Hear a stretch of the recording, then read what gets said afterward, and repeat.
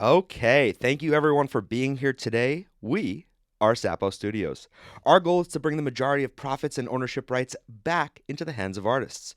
We operate under the umbrella of the Notorious Frog NFT project, aka Frogland. Do your own research, but get involved. We have plans to unveil a marketplace where you can buy and sell stems and do a whole lot more. But until then, we're jamming with artists, chatting it up with them about music, life, and NFTs.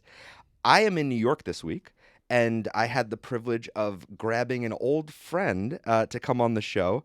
First, I do want to shout out our producer today, Julie Kerner, who I went to high school with, and she is doing a fantastic job setting up the mics and the cameras and the lighting already and running the board. So thank you to Julie. And another friend from high school is here sitting with me right now. Please, everyone, welcome to the stage, Adam Kantor. Hey! Is it Hey! weird to applaud myself? Yes, it is. Hello, Yeah, it's very everybody. narcissistic of you, but whatever. I guess we'll start there. Or we could start with your priors. I heard you've been no, we're not going to start there. How are you? I'm great. It's so good to be here with you. Wow. What a Yeah, trip. yeah. What a trip. What a long, strange trip it's been. Truly, truly, Yes. truly. Yeah. Okay, so let's start with we're gonna start in the present, and then we're gonna go back to the past. So Okay. presently, you told me that you could barely make it here because you were on your way out the door to go to Barcelona to direct Into the Woods. So tell me about that, because that sounds unbelievable. Yeah, what the hell? I can't believe it's happening. I've never directed before, and they said, "Hey, you want to do this?" And I said, "Okay." Yeah, I'm about to go to the Institute of the Arts and direct the first thing I've ever directed, which is Stephen Sondheim's Into the Woods. All 2 acts and over 3 hours of it. Have you ever been in that show? Because I've- you've been in like a million shows. No, I mean, it is a Sondheim classic. So in school, studying theater, we did scenes and songs from it. And I'm sure at some point in high school, we probably listened to it. I'm sure Laura Stern maybe made us watch, a videotape or two. Rest in peace. May she rest in peace. May she Our rest high in school peace, yes. drama teacher and director. Tormented me and made me cry, but may she rest in Oh, peace. well, she made a lot of people cry. Yeah, Yeah. she had a knack for that. She really, really did. And she made us Trauma strong. aside, Let's just dive right into the trauma. Yeah, let's go back to the early days. Yeah. Were you auditioning for actual professional productions when you were younger, or was it just like you got the theater bug and you were doing all the local stuff, school stuff, and it was limited to that? No, I was just doing one production of Fiddler on the Roof after another in Great Neck, Long Island. Right. Yeah, my debut was Mendel, the Rabbi's Son. I asked a lot about the cheese in Dan Tomaselli's Great Neck North Middle School production of Fiddler, 6th grade. And then 2 years later, I graduated into the role of Tevye at the Great Neck Community Players production. You weren't kidding. You've done Fiddler like multiple times. Yes, and then flash forward to a few years ago, I played Muddle Right. on Broadway, which was the real full circle. But you can imagine in Great Neck, Long Island, Fiddler is done quite often. But no, I just did, to answer your question, I just did the local, I there was plenty to do in Great Neck. There were lots of shows. We were in a whole lot of them together.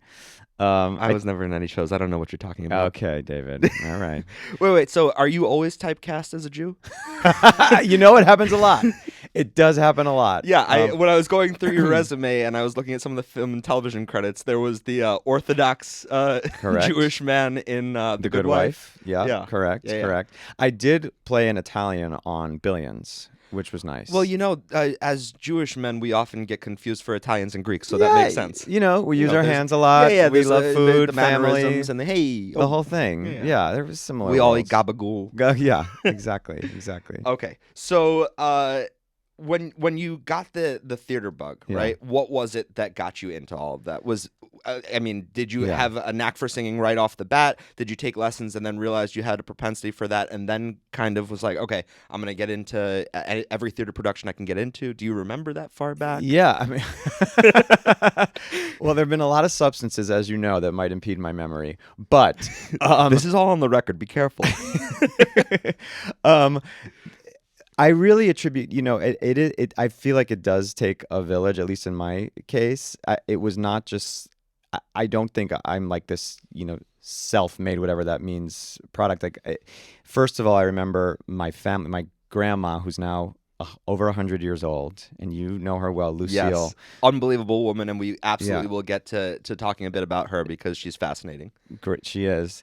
And she took me to my first show, all my early shows. Growing up 45 minutes outside of the city, could bop in. And when I was a kid, she would take me to shows. I remember seeing Full Moon, which is a two-hander, Bill Irwin and David Shiner, and it was brilliant physical comedy. And they broke the fourth wall. I was sitting up in like one of those box seats, with grandma and my parents, and Bill Irwin breaks the fourth wall and climbs up to the box and starts involving me in the show as this little kid. So just for those of you out there that aren't proficient with the acting terms, when we talk about breaking the fourth wall, it's generally they're in a show, the characters are talking to each other and the audience is in a separate box that the characters are unaware of. So when you break the fourth wall, it's the actors literally talking to the audience as if they're a part of the show. Yeah.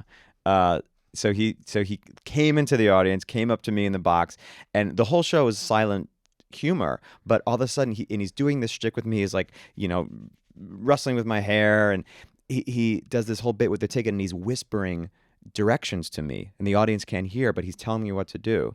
And I have the audience in stitches simply following his direction, and all of a sudden I was thrust into the show. I was a really shy kid. I would not have, done that by my own volition. Just like joined a show.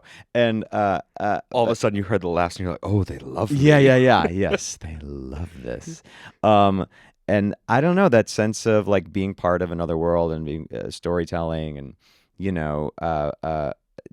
taking an audience on a journey. And he quite literally just like planted the bug in my.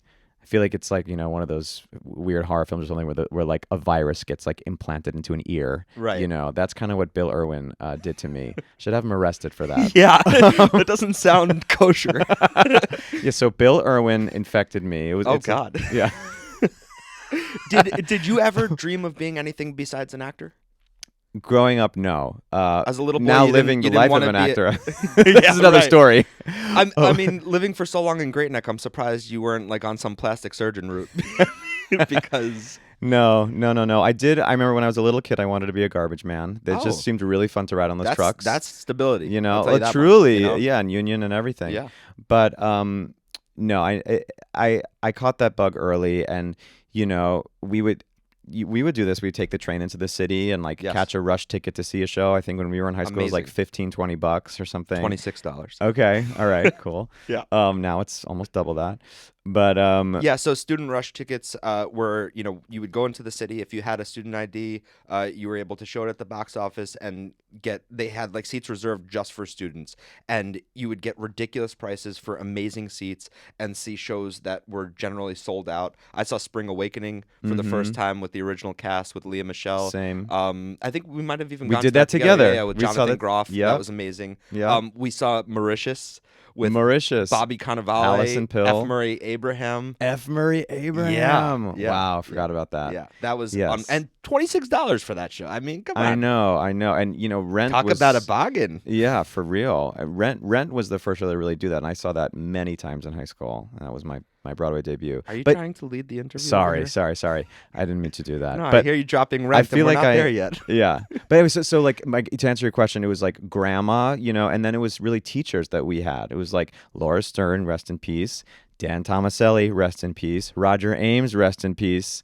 And Jeff Gilden. And this is why people don't work with Adam anymore. Because shortly after they do, oh my God. So for all of you listening, work with Adam, but it may be your last job. Okay, so when you were coming up, was it just were you just a vocalist or were you an instrumentalist as well? I know that as a vocalist, generally people learn the base level of piano so that they can accompany themselves at least with a couple of chords. Was that the extent of your musical knowledge? I mean, Dr. Shepard, I think he's still alive. Yes, Dr. Shepard. Actually, I told a story about this on a previous show way back, so you probably haven't heard it if you're a new listener, but Dr. Shepard used to teach me piano. And no, he was just a busy, tired guy. We'll call it that. And he would be sitting there during my piano lessons and fall asleep while I was playing. And then he would wake up at the end and tell me I did a good job. Well, maybe you just lulled him to sleep with your skills. I was a fantastic piano You player. know, No. it was, it was just so soothing. Right. So Dr. Shepard. So Dr. Shepard would, taught me basic piano, and then so I learned enough to just kind of accompany myself a bit with chords. But it took really until very, very recently, like the past few years, where I actually have the confidence to play and sing together at the same time publicly for people. Now, is that confidence justified? Absolutely not. Okay. Absolutely not.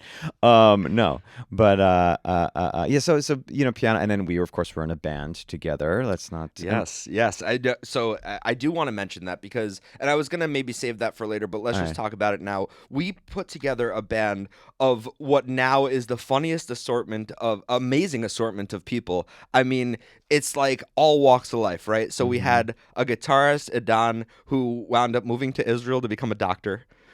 We have the drummer, Jared, who moved to Atlanta to become a lawyer. And then the other three of us are still in entertainment. We've got Andrew Wattman, who's now Andrew Watt, who's just blowing up all over the place. He just played guitar on the Rolling Stones Lady Gaga album, and he's up for his second Grammy, which is just ridiculous. Yeah. We've got you, who's this Broadway star, and we've got me, who, I'm just bringing you in so that I can increase my clout.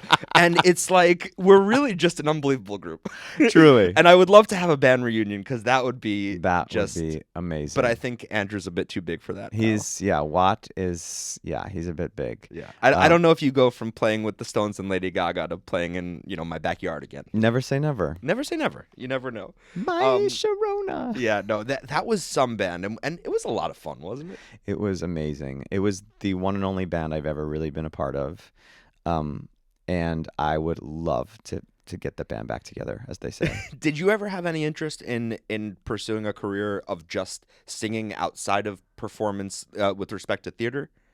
No, I mean, I never had the confidence to think that I could do that. I don't know that I had the confidence to think I could do any of it. Smart. I'm just kidding. Yeah, no. I mean, now I'm kind of like, oh, that would be fun. I never saw myself. I mean, it was the reason when I was cast in Rent, the first show that I did, I was like, I'm not cool enough for this. Like, I'm not edgy enough, rock star enough. I always saw myself as this like nerdy Jewy boy from Long Island. Like, it is amazing to see someone like Watt, who has just transformed himself and not is such a talent, and also his image. He's just embraced, who he is as a rock icon, and he's that, and he lives it.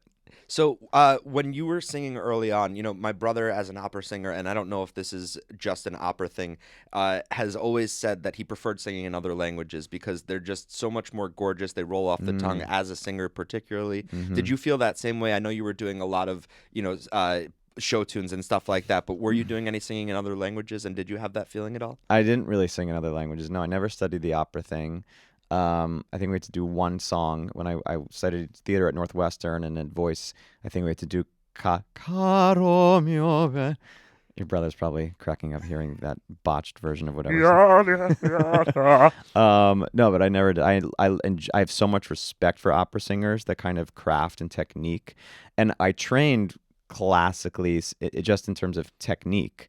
Vocal technique. Again, Dan Tomaselli, rest in peace. It really was those like mentors. He would come to my house and he saw something in me and trained me vocally. And I think most of the time would not even accept money. Like, he had someone who did that for him growing up, and he just wanted to be a mentor. I mean, talk about a fortunate position we were put in to be in that community, because as much as I like to, talk poorly about some of these people that really gave us a hard time, they expected a level of greatness to a certain extent, and it didn't faze them that we were kids. They just wanted to see a certain level of greatness. And totally, there's something to be said for that, because it can drive you nuts, it can damage you emotionally, but it also can make you great. Yes, you're absolutely right. I mean, the level of pride that Dan Tomaselli and Laura Stern had in their productions, and the level of greatness that, as you say, they expected, was like above and beyond. And I think that is extraordinary, and that's a very atypical. But what's difficult about that is negotiating whether that was because they expected that level of greatness just by virtue of the fact that they thought we could deliver it, or they expected that level of greatness because they never made it in their given industries, and now they were living vicariously. Sure. I'm sure there's, because I did sense a bit of bitterness. I don't know if you got any of that. Maybe a touch. Maybe a touch. Yeah. No, it's true. I mean, yeah, and there was a lot of trauma. Always for sure. the bridesmaid and never the bride. Yeah, but then that was balanced by, we had people like Jan Wallace and Jeff Gilden who, came at it from a different, let's say, aesthetic, right? But still high expectations. Jan Wallace, I haven't heard that name in a while. Do you still keep up with her? I do. Yeah.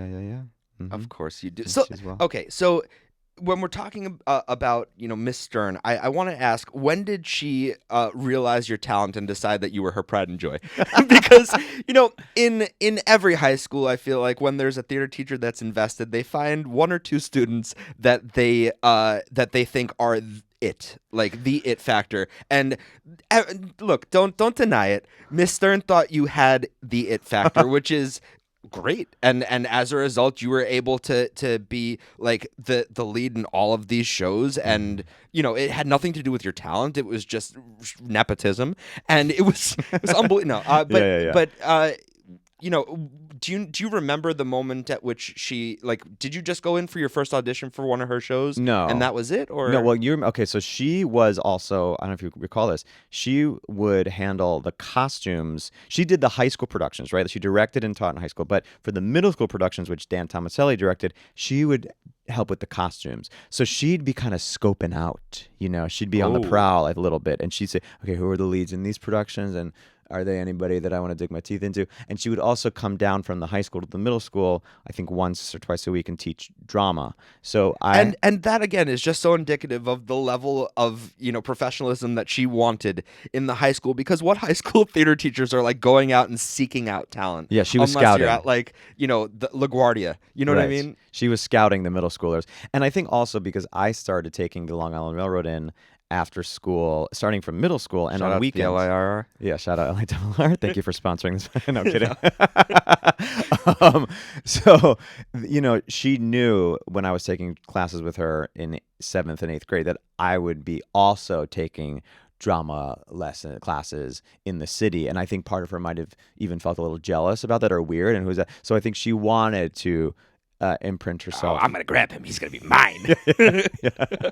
So she was a heavy smoker. That's where the voice comes from. Yeah. So fast forward to Northwestern University, which you mentioned recently, and that's really where everyone knows you from because of your role in the Boy in the Bubble musical, singing Ziaxis 9, right? Oh my God. That's a deep cut, right? Forgot that is a deep cut. That isn't even mentioned on any of your credits anywhere, and I remembered that randomly. I'm like, oh my God, he was in a musical version of Boy in the Bubble, and if I'm not mistaken, that's kind of how you got your foot in the door for Rent, right? Yes. Wow, David, good job. Yeah, good job. not bad. This is an amazing interview, not only because you're very well researched and know the progression of things, but also things that most interviewers would not know. Oh, and I know where all the bodies are buried. Yeah, I mean, this actually, now I'm like, wow, this took a lot of balls for me to show up, because the level of blackmail that you have on me is kind of crazy. Yeah. But yeah, wow, Ziaxis 9, I did not even remember that was a song. The musical called Ziaxis 9, or was No. that just the song where you were like in the Boy in the Bubble spacesuit and you were finally able to roam the planet and you were talking about dreaming of living elsewhere, right? Wow. Yeah. Wow. Yeah, I remember. The things that are coming up for me right now is crazy. Yes, I have not even thought of that song. Listen, as much as I like to bust your balls, I do think you're fucking unbelievably talented. And yes, we're allowed to curse on this show. Unbelievably great. talented. Wow. And fuck, I can relax now. Relax. Shit. But no, I have a handful of friends that are unbelievably talented, and it's been a privilege to watch them grow in their careers. And you're definitely one of them. And it's been so cool to follow you from college productions to professional productions and see all of that. So I absolutely remember that. It was cool. Thank you. But and I this is not just me blowing smoke, but I also thought you were the shit, and we loved playing along with each other. I mean, not only in the band, but in shows. I mean, we did a whole bunch of shows together in classes, and we used to the shit that we would drum up and imagine, and I think so much of what we do as artists is like living in the world of creative space and imagination. And you and I would just get together and dream up the craziest shit and like really activate that side of ourselves. We might have had some help along the way. Yeah. No, but it was like we were living an improv game. Yes, totally. Yeah. We were living improv game. The shit that we building an igloo in Allenwood Park, That's right. which made the local papers. Did it? You don't remember this? No. That I don't remember. That's a memory. My that father. Yes, there was a. Do you still have the article? I think my dad does. Okay, Yeah. so folks, for those of you at home that have never built an igloo, it's actually a lot easier than you might think. If you get a square piece of Tupperware, you can make snow bricks, and then you just line those around and pack it in, and you got an igloo. And Yeah. we stayed in this park all night making this igloo, me and Eric West, Mhm. and then I invited you. I said, hey, come hang out in the igloo. Yeah, and we each lived Adam, on the other side of the park, Yeah. so we'd often meet in the middle. Adam showed up, and we had beers in an igloo in the middle Literally, of a park on Long suburbia, Island. like Yeah. built an igloo in suburbia. Like, I mean, it's actually a useful skill with climate change. Yes. Yeah, we'll all be living in igloos soon. Okay, so tell us a little bit about how Xyaxis 9 and Okay. Boy in the Bubble transitioned Right. you into Rent. It was because of the director of that show, right? Yeah. So at the time, Northwestern University was they had a program there called the American Music Theater Project, which essentially brought in writers and directors, mostly from New York, in the professional space, to workshop new pieces with the students and be able to utilize the Wow. space at Northwestern, all the free talent, the costume shop, etc. So they brought in the late Michael Friedman and Oh, God. Another one that's passed? yeah, listen. Come on. I made a joke earlier about... This is what I'm saying. Be This careful is- when you work with me. Oy. Okay. Okay. Yeah, and Michael Friedman and Rina Groff, they were writing the show it was called actually In the Bubble. I think they couldn't say Boy in the Bubble because I guess the film is called Boy in the Bubble. I don't know. Or there was Yeah, another. Travolta has the rights to that Yeah. title. Or if you can imagine, there was actually another musical, I think, called Boy in the Bubble, Oh, get also outta based here. on this story. Yes, there were competing Boy in the Bubble musicals. Wow. So, and Michael Greif was directing this piece. He's since directed Dear Evan Hansen and Next to Normal, and he's about to do Hell's Kitchen, the Alicia Keys musical, and The Notebook. He does incredible work. But Quite a few notable pieces. yeah, he directed Rent, and of course, when he was coming to Northwestern, I knew him as the director of Rent. Oh my God, this guy is coming! I have to be part of this. So I worked super hard on the audition and was cast in The Bubble, and then sang Xyaxis 9. You came, and then shortly thereafter, I was cast in the final company of Rent on Broadway, which he was the director of. And I do want to dive into that, but I just want to backtrack for a second because I almost forgot the best story ever, which is while you were in your first year of college, I was in my final year of high school. We decided to take a trip to Montreal because we wanted to do some gambling, and Right. in Montreal you could gamble at 18. Right. And I let Adam drive my parents' car when we were almost in Canada. We were in Champlain, New York, all the way upstate New York. Yeah. Someplace you don't want to be. I would describe it as a sundown town. If you've ever heard that expression, I'm pretty sure it's a sundown town. So anyway, Adam decides to drive. I take a little nap. I wake up and Adam says, oh man, I was speeding pretty fast and we just passed a cop. I'm really glad that nothing happened because I was really worried there for a minute. And I look in the rear view and I go, Adam, there's a cop behind you with their lights on. Pull over. And he looks at me and laughs. And then he looks in the rear view. He's like, oh shit. So they take us right. And I mean right to a courthouse after handcuffing Adam, and they're going to do the whole arraignment right there. We're waiting in the parking lot. This heavy-set guy comes out in a matching sweatpants and sweatshirt outfit. He puts on robes, and he's the judge. It was like we were in My Cousin Vinny. I shot the clerk. And, so I'm sitting there in the audience of the courtroom. Adam's at the defendant's table, handcuffed behind his back. Okay, and I'm freaking out like, what is happening right now? And he turns around to me and he mouths to me, this is so cool. And I'm like, what is wrong with this guy? And I remember talking to you after that experience and you were like, just as an actor, I feel like that was amazing to experience. And I feel like that's a story that you could tell on a late night show someday. And your perception of that situation was so funny. Because here we are, Yeah, here we are. Here we discussing are, it, being able to it's talk and laugh yeah, about it. yeah. Wow, I love that I put that in context of actor training. Yeah. Right. That is absurd. Yeah, the only context I had for that situation is while I was sitting in the audience, this skinhead in an orange jumpsuit with shackles came in, and the cop sat him right down next to me, big swastika on his bald head, and I'm like, oh, this is a good place to be. Wait, really a swastika? Oh, I yeah. don't- Oh, wow. yeah. Wow. Block that part out. Yeah. That was a Wow. good trip. Yeah, that was a really fun trip.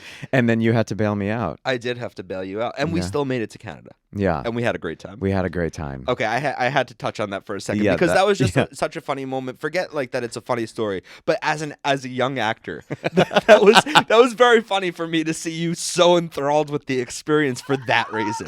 I'm like, Adam, Wow. you might be in a lot of trouble right now. This is amazing. Wow. Wow. Okay, let's get back to Rent.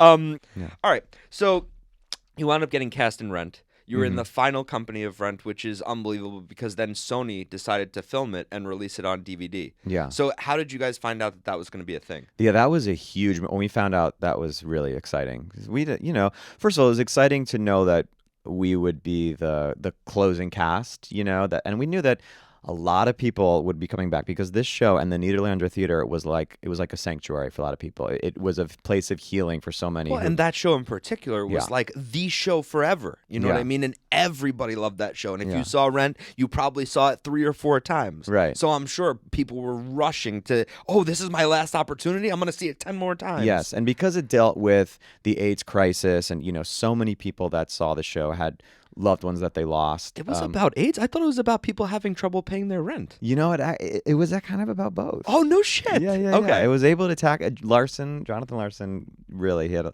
Good for him. truly. But because it was like the final, we knew, wow, this is a real moment in theater history, and we were so honored. And then when we found out Sony was going to film it, it was like, whoa, this is going to be what we thought was what actually came true, which is that this company of actors and the our version of the production would be what was maintained for posterity for a lot of. So I get so many messages from theater students and young people all the time who are witnessing Rent for the very first time through, well, not the DVD anymore because who has a DVD player, but through the the YouTube. Yeah, I know you do, David. Through like the YouTube bootleg of it, Right. So I see no royalties, but I was going to ask. Do you see royalties from the Sony DVDs? I did. I feel like that's probably gone down. Here's the better question. Do you see royalties from Trivial Pursuit? Because I remember that I think it was Doug Goldring, after that came up to us. He's like, you were in Trivial Pursuit this year as the final mark in Rent on Broadway. I don't know if you even know that. I don't based on even the look think on I your knew face. that. No, I did not know that. Yeah, you better get in touch with Wow. Milton Bradley. And All right. Call my people. where those royalty checks Yeah, are. get that dime in the mail. Okay, so you were in the last cast of Rent. Did that position you to be in other shows from there, or like, because some of the things that we've talked about on this podcast with other artists, whether it be musicians or people from other creative fields, is like you're not as good as your last thing. You're only as good as what are you doing next. And it's almost like every time you finish something, you're then starting over, no matter how much progress you've made. I've referenced this a couple of times since she was on the show, but we had this phenomenal photographer named Lindsay Burns on, and she photographed at the Grammys, and she has a website with a portfolio that is remarkable, but she still feels like she doesn't know where her next job is coming from and feels like there's no stability in her industry. And I've heard that across the board. So was that your experience, or after that show did you feel set up? I mean, I know I was set for life. No. Why are you here? Yeah, no, I was set. I'm set for life. No, are you kidding? It was first of all, also, let's be very clear. Broadway, as glamorous as it sounds, maybe Broadway. pay what? Broadway. Broadway. It's blue collar. It pays enough to like live and eat in New York City, and Barely. yeah, it's not like, look, unless you're a huge star, but the general Broadway minimum, the equity minimum is like, it's paying you enough for you to pay your rent and eat some food. And that's so funny that you say unless you're a huge star. Here you are as the leading actor in one of the biggest shows that's ever been on Broadway. Yeah, but they knew I would have paid to have been in it, which is the truth. So I had zero okay. leverage to get anything beyond basically minimum. And is there any renegotiating your contract halfway through? Or they're like, you know what, we could get a lot of guys that really want this yeah, role. they know what Yeah. they're dealing with. They know how badly I want it. So Yeah. look, I was thrilled to do it, and I was thrilled to get the money, and to be able. It actually was to be able to just be doing what I love and pay my rent was like the most empowering thing. Like that really was. Couldn't do it for much longer though. To answer your question, after rent closed, I didn't work for a long time. I mean, probably I didn't have a gig at that level for at least probably a couple years. You probably know better than I do. No, you're like looking at your note, like, yeah. Your next thing I think was Next to Normal, right? That was the next Broadway show was Next Normal, also directed by Michael Greif.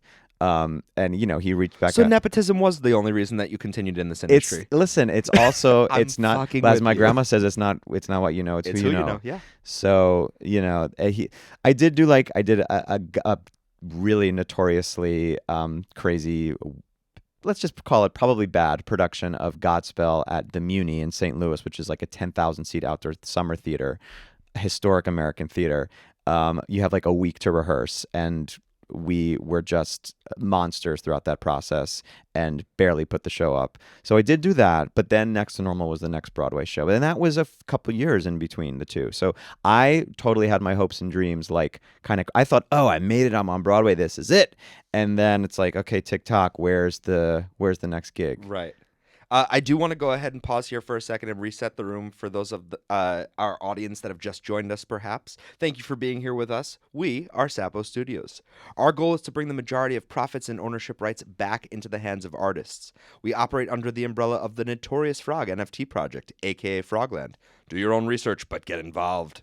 We have plans to unveil a marketplace where you can buy and sell stems and do a whole lot more.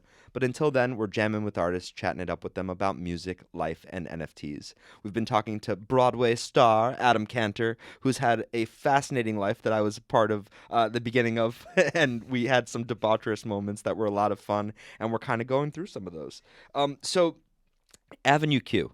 You wound up doing Avenue Q off Broadway, which is, for anyone that doesn't know, it's like taking Sesame Street puppets and making them the dirtiest, raunchiest puppets you've ever seen. And the show has songs like "You Could Be as Loud as the Hell You Want When You're Making Love," and The Internet is for Porn. The Internet is for Porn. So with lyrics like "So grab your dick and double click for porn, porn, porn."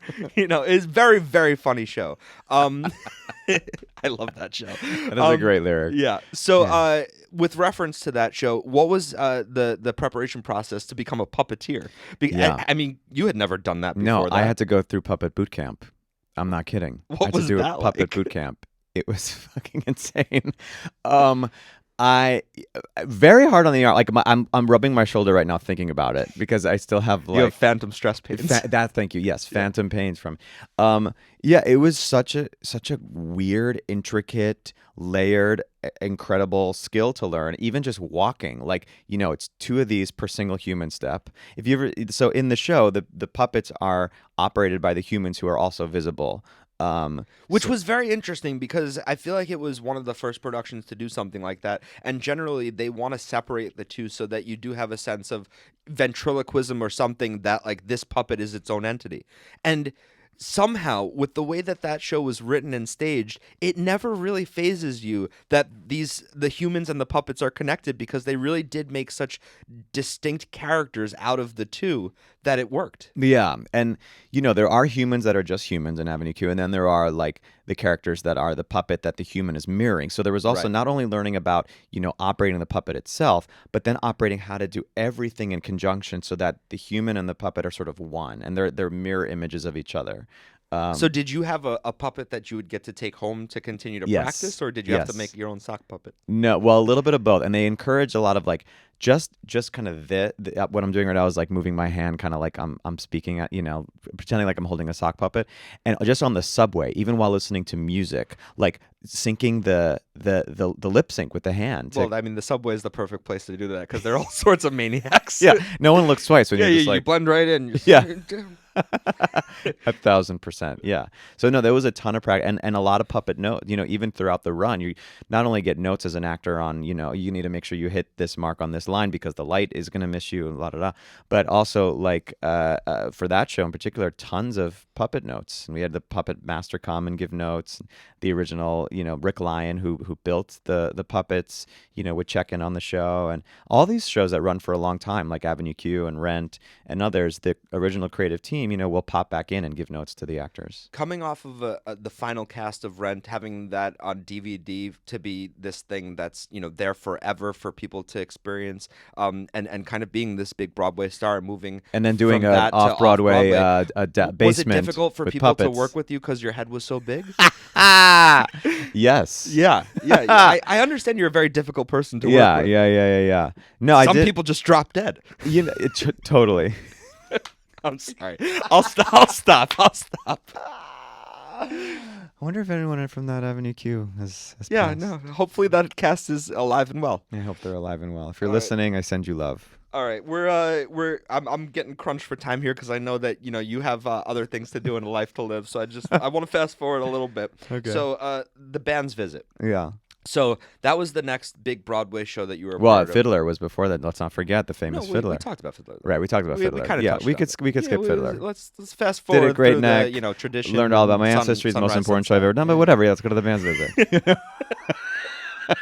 Okay, fine. Yeah, let's talk about Fiddler. Yeah, okay, no. so yeah. so your fourth time playing. All right. Okay. The So band's visit. so band's visit. So I didn't get to see that show, but my parents were actually talking to me about it this morning, and they mentioned the fact that you had almost no dialogue. Yeah, correct. Throughout the show, and then you had this show-stopping number that they said was the best song in the show, and. What is that like to be part of a show where your character's name was Telephone Guy? Correct. And what is it like to be part of a show where you have nothing to do Yeah. for the entirety of the show? Does that like drive you insane? Well, okay, it's a good question. I had played all these sort of big iconic roles before then on Broadway and off, and then I get this show and it's this offer for a role called Telephone Guy, and my agents are like, "What are you What are you doing?" You know what I mean? Are you sure? You sure this is correct? I had the good fortune of being part of a workshop. A lot of new musicals go through a series of workshops before they make it to Broadway, which is just like private table reads, read-throughs for the creative team to like hear the piece out loud. And I had done a couple of those. So I knew that this guy, Telephone Guy, while if you read the script has like little to no dialogue, that at the end of the show sings this like soaring aria, and it kind of is this poetic metaphor for what everyone in the entire show is going through the whole time, and it's giving me the chills thinking about it because it's just such a beautifully constructed moment. So I knew that was coming, but getting there, to your point, was a challenge because you're staring at a phone the entire show until singing the song, standing up straight, staring at a payphone with the payphone light back in your eyes. So it became this very like Zen exercise. And there were nights, it really depended on like how I was feeling physically, how much sleep I got, if I had eaten well that day, then I would be golden. But if something about my day was off, one night I actually had a mini panic attack and I had to leave the stage. No kidding. Yes. So during the show, I was like, I can't. Something feel right. Something happen. Gotta get out of here. He's unbuttoning his top button. No, oh truly, my God. Truly. And I just walked off stage. I thought I was gonna vomit. There was a garbage. Everyone, they're like, this was like a year into the run. I also did it for a year and a half, 8 shows a week, staring at that phone. So, like a year in, I'm like, and so I leave. They're like, what's going on? Was everything okay? And I'm like, I think I might throw up. And I just like stood over that garbage pail, and then like maybe a few minutes later, when the scene sort of transitioned and the lights were moving, I just slipped right back onto that stage. But people on stage were like, what is happening? What is he doing? So there were nights where it was like, it started and then it ended. I was like, where'd the time go? Right. Because you just drop in and it's like being in this deep meditation. And then, as I said, other nights where I was just like, couldn't access it and couldn't get there and was fully like, oh my God, this is really hard. When you invite people to a show like that, do you tell them that you don't have any lines until this song at the end? Or do you just say, hey, I'm in the show, come see me? And then they're sitting there the whole time like, oh, he's not going to say a fucking word? Yeah, I mean, there were people that came, friends of mine, who didn't quite know. And, I remember one of my friends came and was like, I was sat there thinking, wow, Adam must really needed health insurance. Like it was just like staring at it. And then by the end, you're like, oh, okay, this I get is it. why he did it. And then, of course, like, I've got some fancy things that came out of it. But I was so I want to talk about that. So you performed a song from that show on the Tony Awards. right? Well, actually, that show was on Performed on the Tony. We performed that song on the Today Show. The Today Show. Yeah, yeah, Okay. yeah. Did you guys ever perform at the Tonys? I performed with Rent on the Tonys and with Fiddler on the Tonys, but you don't want to hear about Fiddler. No, So we're gonna- listen, enough of the Fiddler. We get it. You were in 20 yeah. productions of Fiddler. Yeah, I mean, it's It a was little great bit, show. it's a little anti-Semitic of you, but okay, that's fine. Yeah, No, yeah. no, no, no. I love Jewish people. I Yeah. just hate Tevye. No, I'm kidding. I love Tevye. I would love to play Tevye. You'd be good. You'd be very good. You've got the heart for it. If I were a rich man, I know, that's yeah. some song, Yeah, and, you know. and the sentiment. Yeah, you yeah, know? yeah, truly. If I were a rich man. Yeah. But no, so we did Answer Me, the song that I sang in the bands. We did Answer Me on the Today Show. We did it. We did it at NPR Tiny Desk. We did it some cool places, but the Tonys, they did a different song. I was not part of the Bands Visit Tony performance. And then I was asking you a little bit about this before the show. So I was under the impression that you got a Grammy and an Emmy for that show. Yeah. And you were saying that it wasn't specific to you, but it was specific to the cast. And then one of them you didn't get an award, even though the cast got an award. Yeah. So tell me. I'll tell run me you how that through. works. I'll run you Yeah. through how these awards work. Okay. I do have a Grammy and I do have an Emmy. The Grammy is because the show won the Best Musical Theater Album, and I am listed as a principal vocalist on that show, 4 of us. So I, by proxy, get a Grammy Award, which now lives on my grandmother's shelf. Similarly, we performed the song Answer Me on the Today Show from the Band's Visit, and that won something like Best Musical Performance on a Daytime Television Show. And so I get an Emmy for that, which also lives on my grandma's shelf. The show won the Tony Award, but the Tonys work differently. Just because the show won the Tony for Best Musical does not mean the cast gets an award. The producers get that award. So that's how that works. Interesting. Okay, so you know about the term EGOT? Yeah.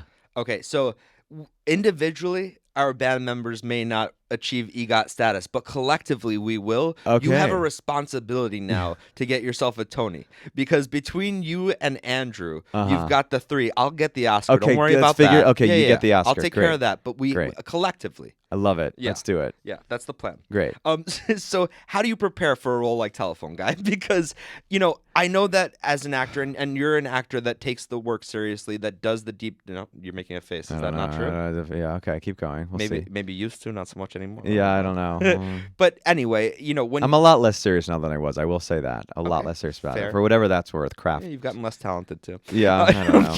The grip has kidding. loosened. We're all But dying. no, when you prepare for a role, you do all kinds of work to come up with subtext for the lines that you may have, or maybe character backstory that isn't written in the script for your character, so you have some context for the role. I'm laughing because you're reminding me of how intense I was when I was younger about all of this and how committed I was, which I mean I guess is admirable. I'm like it's also just funny because a lot of that stuff now I think professional actors would be like, grow up, you know what I mean? Just do it. Just stand there. And I think a lot of and David Mamet would say that too, because he was very much a proponent of just read the words on the page. Yeah. They're there for you. That's what you just. It's totally. fine. There's You're fine. value to some of that work, and then then there's you have also people overdoing it and just hit your mark and say your line. And I know that this is film and not theater, but then you have people like Daniel Day-Lewis and Heath Ledger that and Jared Leto that merge themselves into roles, and you see the level of performance they come out with, and it's like, okay, maybe if that's what they need to get there, okay. I would wonder what would happen if they did it. I wonder how much that is actually needed for them to get there, and how much if they didn't do that would still be a great performance. And I would argue probably a lot of that would still be great. And I think there are a lot of people on sets. So they're just affected, and they want everyone to feel it. There might be some of that, and I certainly know in theater. Daniel Day-Lewis, if you're listening, Adam thinks you're an grow- affected actor. Grow up. Grow up. That's the one thing I said. You grow up. Grow up. Okay. Take a role and be an actor. Be a man. I mean, I remember when I was starting to do Rent, and I think I was still coming out of that training, and I was in rehearsal for one of the final rehearsals, and I was doing so much, and I was investigating everything and gesturing wildly. And Michael had to come. The director came up to me and was like, "What are you doing?" Literally, just stand and speak and be a human. Right. And I was like, "Oh, okay. I think I can do that." But they told me my actions have to be bigger so I can reach the last row of the theater. Yeah. Well, we also don't realize with theater technique too is, I mean, this might be controversial to say with a lot of training, but when at a certain level, those microphones are real good, Yeah, and you right. can actually a lot of times talk like a Pull it human. back. You can pull it back. Yeah, all of you calm down. out Everyone there. calm down, grow Everyone up. calm down and The grow up. lesson is grow up and calm down. Yeah, all of you calm down and grow up. Okay, so fast forward to present day. You just did a stint at the Geffen, which is an iconic theater in California, Los Angeles. You did the show Inheritance, which is like a 7-hour show, right? Yeah. Are you a masochist? Yes. That was me dipping back into my serious side, where I felt like I had something to prove. So we had lunch when you were in town, and you were saying that was an extraordinary experience to be part of that cast. Tell me a little bit about that show and what it's like to be part of a 7-hour show, how that compares to a regular show Say in a terms 2-hour show. of the stamina you have to just be up there on stage for that long. Yeah, that was. I mean, the show was in 2 parts, 3.5 hours each, and each show had 2 intermissions. So like, you're never going for more than an hour without a little break, which is nice. And it kind of feels like, for the viewer, it feels, I think, kind of like you're binge watching a series. It feels like a mini series. You gotta really love theater. You gotta really love theater. You gotta really love it. Yeah. It's true. I mean, it was so. I also in New York City, especially. I seldom get to do plays. I'm mostly cast in musicals, contemporary musicals. So even just to get to do a play was great for me, and to be part of this ensemble piece was wonderful. And the writing is extraordinary. Matthew Lopez wrote the script. It won the Tony for Best Play. Mike Donahue was like an incredible director. He has this new short film, which if you haven't seen, you have to watch, called Troy. He might win an Oscar, knock on wood. So just like an extraordinary company, and as you said, the Geffen is just like this amazing theater. So for me, working in LA was like, oh my God, this is fantastic. I would do it anytime. Do you have in the back of your mind a dream role that you would absolutely kill to play? I'll also dip back into like my serious actor side, and like I would love to do some Chekhov. I would love to do the Seagull. Wait, although now I think I might The be Seagull too. is such a good show. Such a good show. I think Yeah, I I might saw be that when too I was in old. London. Oh, you did? Yeah. Which Actually, production? do you remember the movie Jumanji? Yes. I don't remember the actor's name, but he's actually a fantastic stage actor. The guy that played Robin Williams' father, who's the hunter throughout the film, he was in that show. Ooh. And he was fantastic. Well, was this The Kristen show- Scott Thomas? Was it? I don't remember. No, but Keira Knightley was in the audience. Oh, okay. Okay. All right. I mean, Yeah. I don't- Chekhov's big thing is if a gun goes off in the first act, you're gonna see it used by the third. Or Right. no. If a gun is If you see a present, gun, right, yeah, it's then gonna it's be gonna used. go off by the end of the show. Right. Well, I mean, honestly, what I love to do most, and I think the dream roles are the ones that have not yet been written. Oh, I love working on original stuff where we collaborate in the room and help shape it, because then as an actor, you're really getting a hand in what the piece becomes. And is there a particular actor that you've always wanted to work with? Ooh, oh my gosh, so many. Well, just because we're here and we just talked about him, I mean, F. Murray Abraham is pretty great. And that is really the cool thing about present time in the theater industry, is that there are a lot of crossovers from people that are really television and film actors that want to embrace the theater side of things. Yeah. And so there are so many people that you would never expect to see in the theater community that are doing these shows, and that maybe you will get a chance. Truly, I mean, and I'm so proud of people who have transitioned and become big stars. For next to Normal, I played opposite Megan Fahey, who starred opposite F. Murray Abraham in The White Lotus. She's just blown up. So it's great. I'm so proud of people. But now give me my turn, okay? Yeah, it's Adam's turn. God damn it. Yeah. Okay. Series. The last thing I want to touch on, because I don't want to keep you here all day. I so appreciate your time, and So this fun. has been so cool. The relationship with your grandma, who is over 100 years old. I had the privilege of going to her house a couple of times when we were living in Great Neck, and your grandparents were like art curators, and they had the most phenomenal collection of pieces of artwork. And I remember you telling me that it was like a mission of theirs to protect and preserve this art, and that they were recognized for it. So tell me a little bit about that. Yeah, I mean, they really had such a deep appreciation for art, and such a wide array. I mean, contemporary, ancient, and I think they got a lot of their inspiration and shared their love for each other, which was so abundant and just clear to anyone who was around them, was shared with their art around that they loved. And my grandma, who's 100 and a half, my grandfather passed about a decade ago. But Mimi and Boppy, right? Mimi and Boppy, she still has a deep love for people. They're like, it's like an extension of family. They feel like, they've been in my life. The collection has been in my life forever, and they feel like family members. They take on a meaning, Yeah. and that sense of meaning in art has really, I think, informed my life too in a big Now, way. your grandparents were big into theater as well. So did they kind of also foster your love for theater, and did you go to a lot of shows with them? Totally, yeah. I mean, they took me to my first Broadway shows. My grandfather was a subscriber to the New York Philharmonic and would take me there. Museums, food, culture. They really opened my eyes to so much. And then not long ago, you and your grandma were in a New York Times article, right? Yeah. During the pandemic. Yeah, there was an article about schmucks like me who save rent and live with their grandparents, which I It did. all comes back to rent. Yeah, over the course, especially those years where I wasn't working, after rent closed, etc.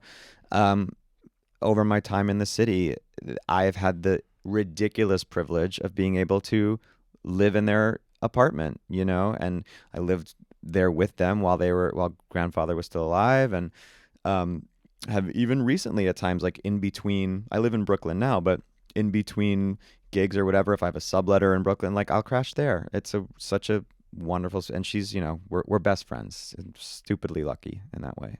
That's fantastic. Well, Adam, this has been truly a pleasure and an honor. Thank you So so fun. much. I do want to close out with a song that we talked about maybe doing. So it's going to take me a second to transition. So for those of you that are still here with us, thank you for being here on this beautiful Saturday here in Brooklyn, New York, at this beautiful studio that we were able to get into. And we're going to go ahead and set this up and play a little ditty for you. Hopefully you can hear it across the Twitter Spaces. And if it doesn't come out too clear, it'll be perfectly crystal clear for the restream on Spotify, and you'll get to hear it that way, as well as Apple Podcast and Google Podcast. And we'll be reposting those links. So we're going to go ahead and transition here. Give us a little second to set up, and we'll get into it. Excellent. All righty. We are going to go ahead and do this little ditty. This is Hallelujah with Adam Kantor, Broadway star, singing. Mm-hmm.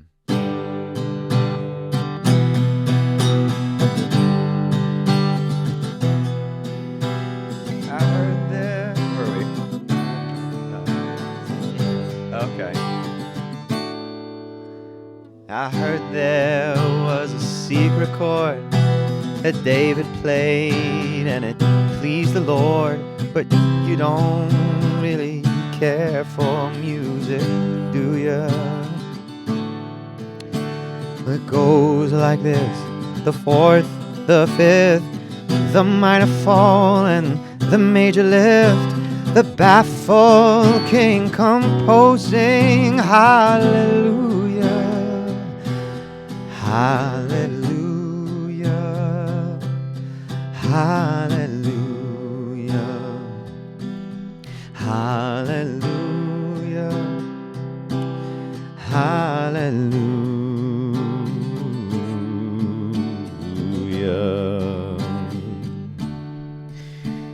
Your faith was strong, but you needed proof.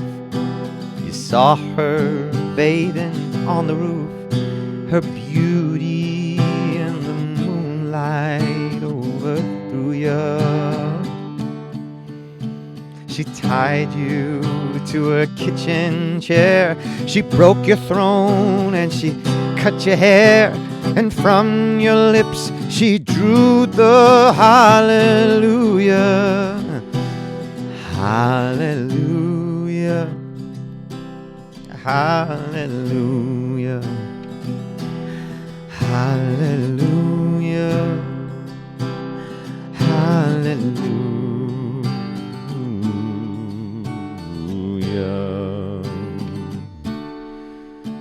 Well, maybe there's a God above, but all I've ever learned from love is how to shoot somebody who outdrew you. It's not a cry that you hear at night, It's not somebody who's seen the light. It's a cold and it's a broken hallelujah. Hallelujah. Hallelujah. Hallelujah. Hallelujah. Hallelujah. Hallelujah. Hallelujah.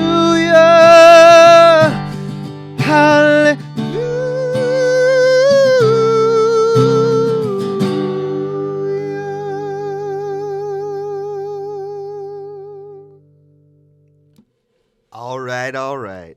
Thank you so much. That was really cool. That was really sweet. Really sweet. Thanks, it's like the David. band is back together. Just need to get Watt.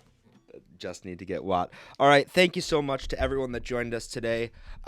Join us next time for another edition of Scratch Track Saturdays when my boy ASAP Froggy will be back in studio with me. We'll be back on November 11th with another great guest. We're going to take off next weekend because my mom's running the New York City Marathon. So get to Go, see Mom. her. Go, Mom. It's her 22nd. Wow. Unbelievable. Amazing. Yeah. But yeah, so going to go and cheer Mom on and take next weekend off unless ASAP Froggy decides to do a jam session with y'all, and we'll see if he decides to do that or if he's busy as well. And if not, we will be back on the 11th. So you all have a beautiful Saturday, a beautiful rest of your week, a beautiful 2 weeks if we don't see you next Saturday. Go ahead and listen to Spotify, Apple Podcasts, and Google Podcasts, Sapo Studios Scratch Track Saturdays. We've got 56 episodes up right now and plenty more to come. We love you so much. Sapo Studios,